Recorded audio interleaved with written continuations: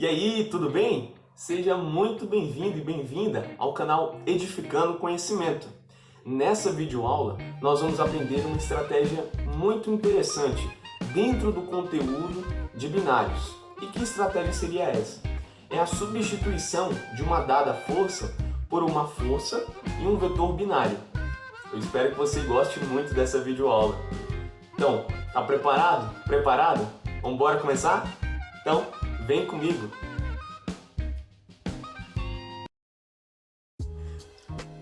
Então vamos lá para o tópico. Substituição de uma dada força por uma força e um vetor binário. Então, qual seria o objetivo aqui de ter esse tópico, né? Vamos considerar que temos aqui um corpo rígido qualquer, tá?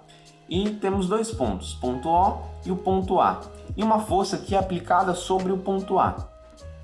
E vamos dizer que o nosso problema aqui no caso é deslocar essa força F aqui para o ponto O, mas isso sem alterar os efeitos em que essa força imprime sobre esse corpo rígido.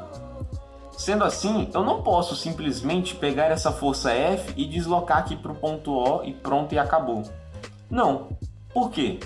Porque se eu fizer isso, com essa força deslocada aqui para o ponto O, eu vou estar alterando os efeitos que essa força vai estar imprimindo ao corpo rígido. E com isso, eu firo o princípio da transmissibilidade, né? Então, para que eu possa deslocar essa força F sem modificar os efeitos que ela imprime sobre esse corpo rígido, eu tenho duas opções, tá?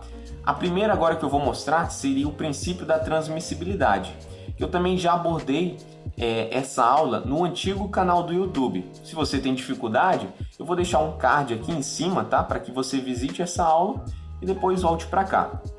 Então, o que fala o princípio da transmissibilidade? Ele diz que você pode transladar, ou seja, movimentar um determinado vetor força sobre a sua linha de ação, apenas sobre a sua linha de ação. E desse modo, você não vai alterar os efeitos que essa força imprime ao corpo rígido. Ou seja, eu vou traçar aqui, mais ou menos a direção do vetor F. Então, pelo princípio da transmissibilidade, eu posso deslocar esse vetor F, que está sendo aplicado aqui a esse corpo, sobre qualquer ponto que está aqui, sobre a sua linha de ação. E desse modo, eu não vou alterar os efeitos que essa força F aplica sobre o corpo rígido. Mas também temos outra forma de fazermos essa situação que eu falei, de transladar essa força para um determinado ponto sem modificar os efeitos que ela imprime sobre o corpo. E como é? Assim, então, vamos dizer, inicialmente, tá? Tínhamos essa situação. Então, o que eu fiz? Sobre o ponto O, eu tracei aqui, um par de forças. O nosso objetivo não é transladar esse vetor F que está aqui do ponto A para o ponto O? Pois pronto, eu transladei aqui, eu consegui transportar não, né? Eu adicionei um novo vetor F aqui no ponto O. Mas também, junto a ele, eu adicionei outro vetor, que no caso é o vetor menos F, que tem a mesma intensidade, a mesma direção, só que sentido oposto ao vetor original, tá? Ao vetor F, que por sua vez vai também ter o sentido oposto a esse vetor. E você consegue perceber que essa situação é exatamente igual a essa, tá? Por quê? Fazendo aqui, o somatório vetorial entre essas duas forças, já que essas forças têm a mesma direção, têm a mesma intensidade e sentidos opostos, elas se cancelam. Então, o vetor resultante aqui no ponto O é zero, né? Que vai voltar para essa mesma situação que temos aqui. É como se não tivesse aplicado ali nenhuma força sobre o ponto O.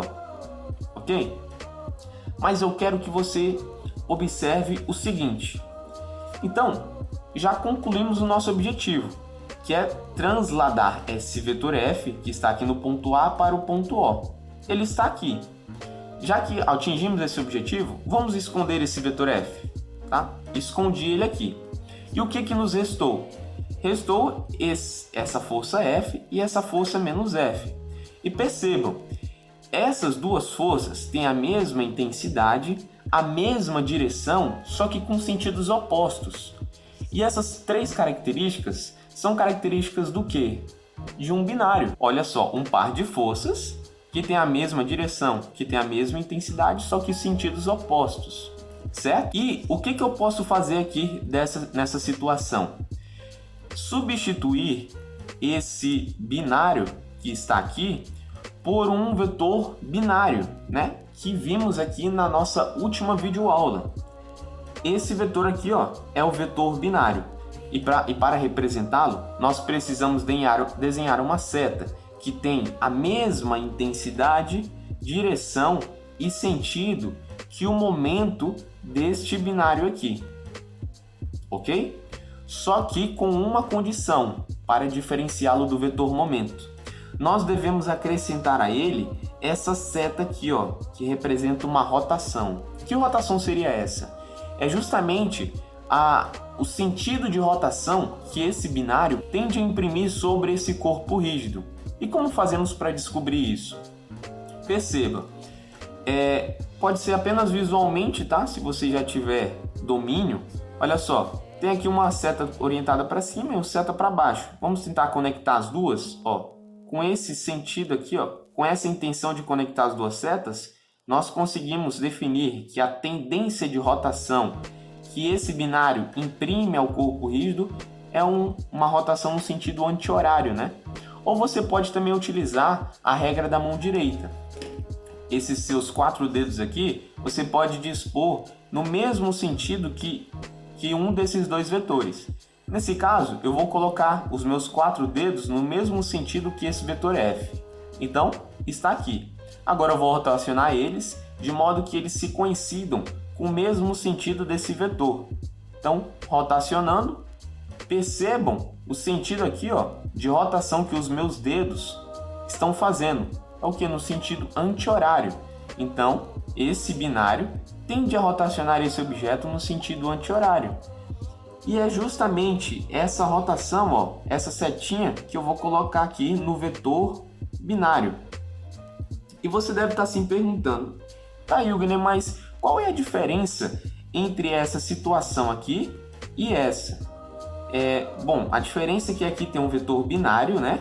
E aqui temos apenas o binário. Só que no que o vetor binário nos ajuda? Ele nos ajuda a simplificarmos a representação do binário. Porque percebam, aqui eu tenho que traçar duas forças de mesma intensidade, com a mesma direção e com sentidos opostos, né? E nesse caso, eu preciso apenas representá-los por um único vetor. Além disso, o vetor binário ele nos permite deixar a figura menos poluída. Tá? Então, olha só, notem a diferença visual entre essa figura aqui e essa. Essa daqui com certeza você consegue identificar melhor, né, os objetos que compõem essa figura. Ponto A, ponto O, aqui o corpo extenso. Então fica mais limpo, fica mais fácil de trabalhar assim, ok? Então, essa situação inicial equivale também a essa mesma situação final, certo? E tem mais outra coisa aqui que faltou eu falar. Já que o vetor binário tem que ter a mesma intensidade, direção e sentido que o vetor momento, então ele deve estar disposto de modo que forme 90 graus com um plano que contém esse binário, certo? Por exemplo, vamos dizer que esse binário está contido aqui, tá? Nessa folha em branco aqui. Então eu tenho uma força aqui para cima e uma força para baixo. Aplicando aqui a regra da mão direita, né, eu vou observar que vou ter um vetor momento orientado para baixo. Então, considerando aqui a ponta da minha lapiseira, a seta do vetor, e aqui a bundinha do vetor, né, ele estaria orientado nesse sentido aqui, para baixo, de modo que esse vetor forme 90 graus aqui, com um plano que contém o binário. E desse modo, esse vetor, momento, ele não vai estar disposto nem assim inclinado, nem desse jeito. Não, é sempre formando 90 graus com um plano que contém o binário, correto? Portanto, em uma situação qualquer, se eu tenho um corpo rígido e sobre um ponto dele está sendo aplicada uma força F, e eu quero deslocar essa força F sobre um determinado ponto O, sem alterar as condições de efeito que essa força imprime ao corpo rígido. Então, o que eu devo fazer? Sobre esse ponto O, aplique essa força que você quer transladar, né? Como aqui, ó, aplique a força que você quer transladar, mas também você deve adicionar um vetor binário a ela, tá? Um vetor binário a esse ponto. E nesse vetor binário aqui, você vai traçá-lo ele de acordo com essa fórmula aqui, ó. Tem que ser o vetor R multiplicado pelo vetor F, ok? Com isso aqui você consegue descobrir as componentes retangulares do vetor binário. E assim, fazendo a soma entre elas, você chega aqui, ó, nesse sentido do vetor binário, ok? Olha só, esse passo a passo pode ter sido bastante confuso, porque é a primeira vez que você está tendo contato com este assunto, provavelmente, né? Então, à medida que você vai reestudando este conteúdo, visualizando isso aqui com mais calma, que é o que eu te recomendo, depois veja passo a passo essa videoaula, e você consegue entender isso aqui com uma maior facilidade, ok? Caso você ainda não tenha entendido, claro. Agora, eu vou resumir tudo isso que eu acabei de explicar nesse texto aqui que eu coloquei na próxima folha. Então vamos ler? Logo, qualquer força F que atue sobre um corpo rígido pode ser movida para um ponto arbitrário O, desde que se adicione um binário, cujo momento é igual ao momento de F em relação a O, certo? Então olha só, desde que se adicione um binário, cujo momento é igual ao momento de F em relação a O, que é justamente, né, o que eu coloquei aqui, ó. O momento de F em relação a O é definido por essa expressão. F está aqui, a força F está aqui, né, em relação a O. E esse vai ser a intensidade do vetor binário. Então, eu tenho só uma observação final aqui para fazer. A última combinação obtida é conhecida como sistema força binário. Eu quero que você grave muito bem isso daqui, porque é muito importante, tá? Nesse conteúdo também, e que é abordado demais nos exercícios. Então, a última combinação obtida é conhecida como sistema força binário. Por quê? Esse sistema é constituído por uma força e um binário, né? Porque o vetor binário representa um binário. Bom, com isso, eu vou chegando aqui ao fim de mais uma videoaula. Eu espero que eu tenha te ajudado em alguma forma nesse conteúdo. Eu sei que ele pode parecer um pouco complicado, mas confie em mim. Reveja esse conteúdo, essa videoaula passo a passo.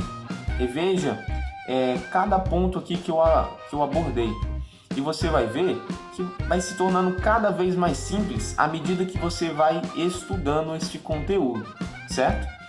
Esse é a minha contribuição que eu posso dar para ti agora, porque eu também tive muita dificuldade quando encarei esse assunto de primeira, ok? Eu tive que rever, analisar, então é isso que te recomendo. Analise esse conteúdo aqui com calma, com bastante carinho, eu tenho certeza que você vai conseguir compreender, ok?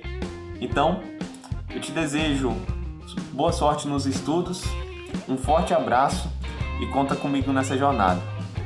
Valeu!